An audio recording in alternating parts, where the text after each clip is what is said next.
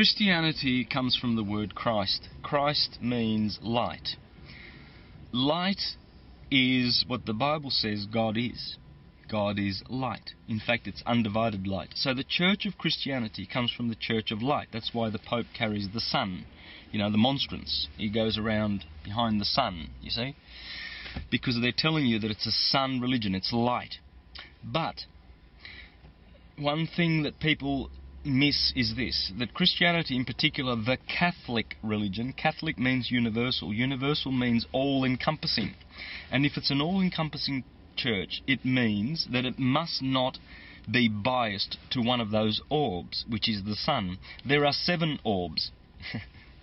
There are 7 orbs in the sky, right? 7 orbs, and they are the planets that the days of the weeks are named after. Sunday for the sun, Monday for the moon, etc. So you'll find in Christianity a reverence for Jupiter and Saturn and Mars and Mercury and the moon and Venus. How so? Well, I've already explained how they venerate the sun, because Christ, that's the sun, that's light.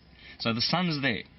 But they also have Saturn, because of the Latin language, which comes from Saturn, you see. It's a Saturnian cult, and that's why they wear all the black, and they have the little yarmulkes and everything like that. They're the rings of Saturn. They wear the little cappuccini, which means the little caps. That's all for Saturn. And then, of course, you have Saint Peter. Well, that's Jupiter. Hallelujah. When you go to Rome and you kiss Jupiter's foot, you're kissing Zeus's or Jupiter's foot.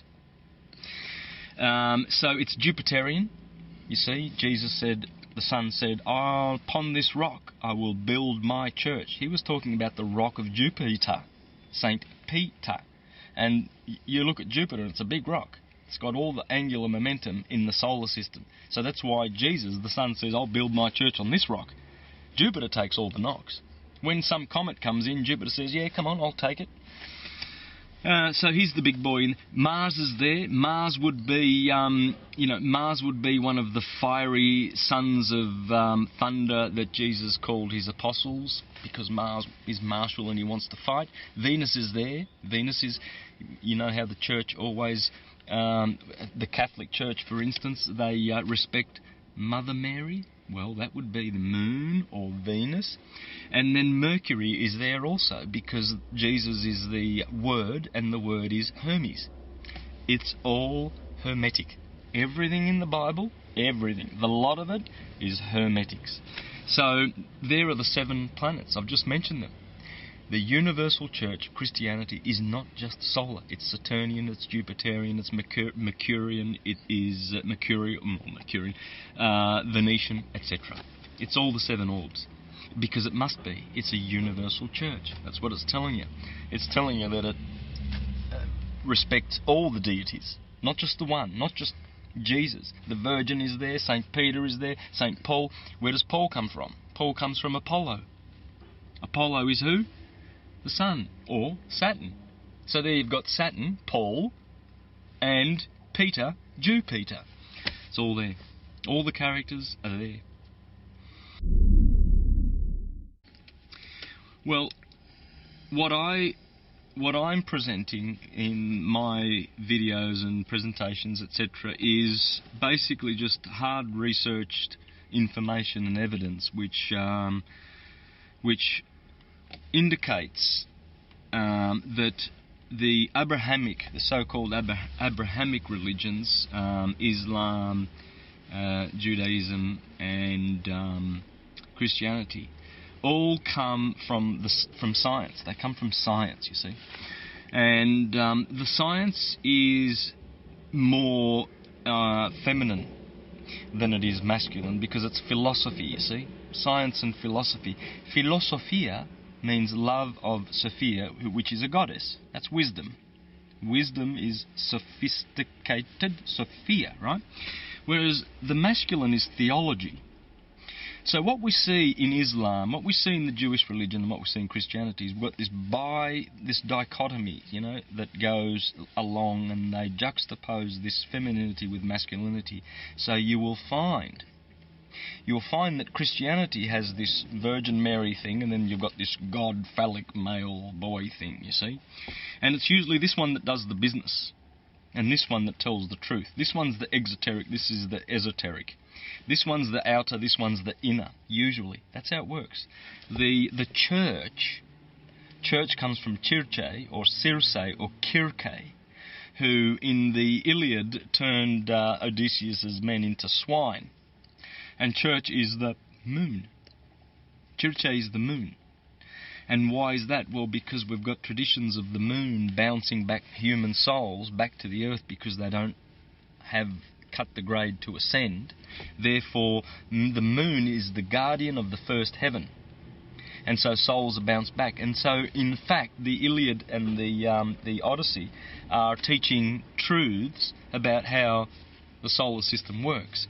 But you'll find that the monotheistic religions that are corporations, based on earlier feminine sophist traditions, based on wisdom and science, bring out this masculine side in order to go out and conquer the world, you see. But they're all based on wisdom and philosophia and feminine stuff. For instance, this is why the Arabs have their green flag with the crescent of Venus, not the moon, because they are teaching you science. On their flag, they're teaching you science, in that from the Earth we can never see a full Venus sphere. It's impossible. She's always a crescent. And she's always emanating the most light from all of the other orbs. In fact, Venus is able to cast a shadow on the Earth. Just like the sun and the moon, Venus can cast a shadow on the Earth. That's how bright it is, and yet we're only seeing the crescent. And so Islam put that on their green flag, green being the colour of Venus, to teach us a scientific lesson. We know that you can't see Venus in its entirety, so we're putting it in the flag to show you science and to show the feminine Venetian nature of that religion. In fact, Kaaba means Venus, and Kaaba is the place they go to worship Allah, at the Kaaba Allah, the Kabbalah.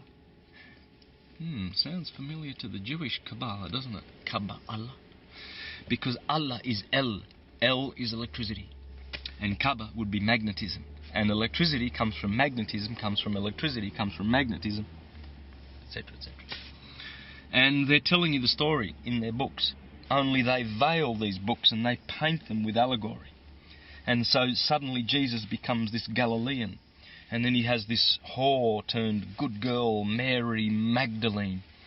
And she's there working with... So you see El and Mag, they're always there.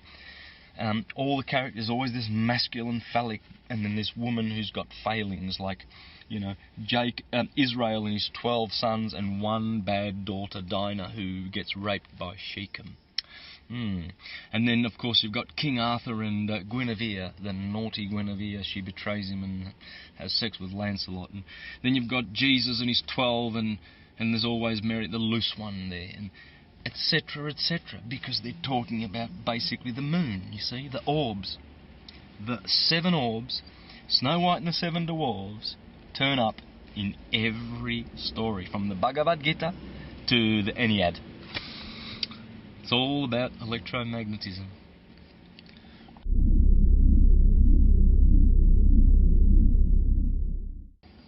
Well, with the Jews and Hermes, there is a clear connection.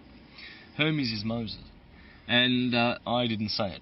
Marsilio Ficino said it, and he said it about 500 years ago in the Renaissance period, when he translated the Corpus Hermeticum. So they were brought over from the Arabs over into Renaissance Italy, and Marsilio Ficino was translating Plato, and all of a sudden he had to stop that and translate these Hermetic books, you see.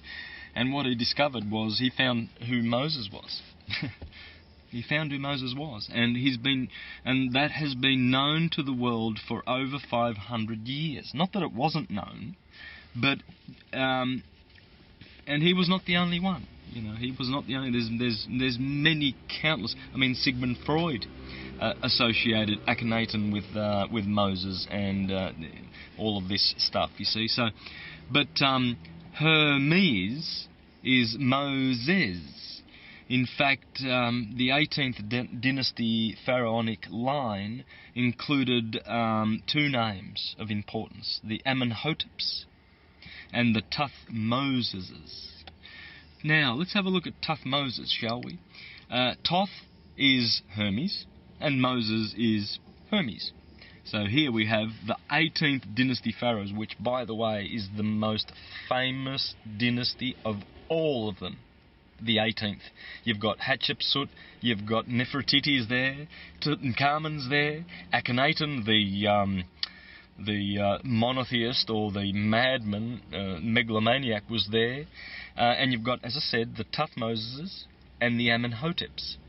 And by the way, Amenhotep means Solomon, basically, because Amun is Sol Amun, and Sol has to do with peace and the sun, and that's what Hotep means in Egyptian. So there you've got Moses and Solomon in Egypt. Wow. So it's a very hermetic religion. It's very hermetic. In fact, Hermes carries the caduceus, and the caduceus is the staff with intertwined serpents, and then the wings on the top of the staff, well, they are the two tablets of the law of Moses. 1, 2. They're the two tablets, the right brain and the left brain, and they're sitting on the staff, which is the spinal column, the spine. So it is hermetic, and of course the Arabs, the Muslims and Islam have their phallic symbols too. You see, they might turn around and point their fingers at the Christians who have the cross, but the cross is just the symbol for the sun, because the sun actually makes a cross. When you get the solstices and the equinoxes, and around a circle, they make a cross, and that's the sun going around in its orbit. Therefore, or orbiting with the sun, and it forms the cross. So they turn around, oh, look at the cross, the Christians are, that's an idol. Well, what's the moon? Or Venus, they've got the crescent of Venus, etc. Well, that is their lunar or solar focus and attention. It shows that they also are respecting the orbs. There isn't a religion on the planet that's not respecting the orbs. Who are the Buddhists? Last time I checked, Buddha was Hermes. Oh, so they are Hermes in the East. Yeah, sure. In Japan, Shintoism, it's Buddhism. Hinduism, Hermeticism. That's what it is.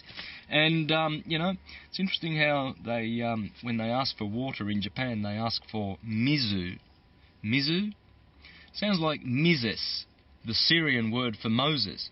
And what does Moses mean? Drawn from the water. And you go to Japan, Hermetic Japan, Buddhist Hermetic Japan, and they ask you for mizu, water. That all indicates that once upon a time there was a universal thinking, scientific, philosophical thought process that every conscious human being applied to their lives and were benefited from that science. And the Egyptians practiced this.